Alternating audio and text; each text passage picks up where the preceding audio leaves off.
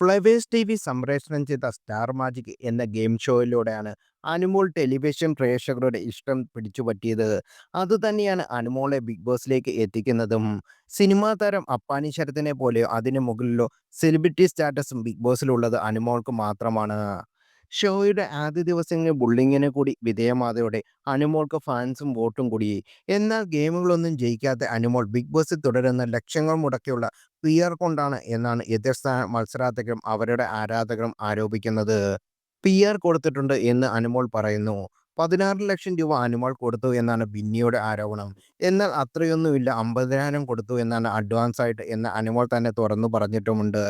എന്നാൽ PR എന്നത് മാധ്യമങ്ങൾക്ക് പണം കൊടുത്ത് ചെയ്യുന്നതാണെന്നും അതല്ല മറ്റ് സോഷ്യൽ മീഡിയ പേജുകൾ കൈകാര്യം ചെയ്യാൻ മാത്രമാണ് ഏൽപ്പിച്ചതെന്ന് സുഹൃത്തായ വിനു പറയുന്നു.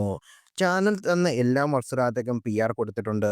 മറ്റൊരു PRന്റെ ആവശ്യമില്ല. അനുമോൾക്ക് വരുന്ന നെഗറ്റീവ് കാര്യങ്ങൾ നിയന്ത്രിക്കുക എന്നതാണ് താൻ ചെയ്യുന്നതെന്നും വിനു പറയുന്നു.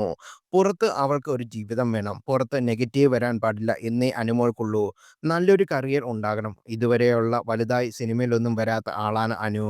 ബിഗ് ബോസിൽ പോകാൻ താല്പര്യമില്ലാത്ത ആളായിരുന്നു അനുമോൾ. സാമ്പത്തിക പ്രശ്നങ്ങൾ കാരണം മാത്രമാണ് അനുമോൾ ബിഗ് ബോസിലേക്ക് പോയത്. ഒരു വർഷമായി സ്റ്റാർ മാജിക് ഇല്ല. അവൾക്ക് മറ്റു വലിയ പരിപാടികളൊന്നുമില്ല. വളരെ ചെറിയ തുകയ്ക്കാണ് ഉദ്ഘാടനത്തിന് പോകുന്ന ആളാണ്. അല്ലാത്ത വേറൊരു രീതിയിലുള്ള പ്രോജക്റ്റും ഇല്ല. കാശിന്റെ പ്രശ്നങ്ങളുണ്ട്. 35 ലക്ഷം രൂപയായി കടവും ലോണും ഉള്ള ആളാണ് അനു. 100 ദിവസം കഴിഞ്ഞാൽ കടങ്ങൾ വീട്ടാൻ സാധിക്കും എന്നതുകൊണ്ട് മാത്രമാണ് പോയത്.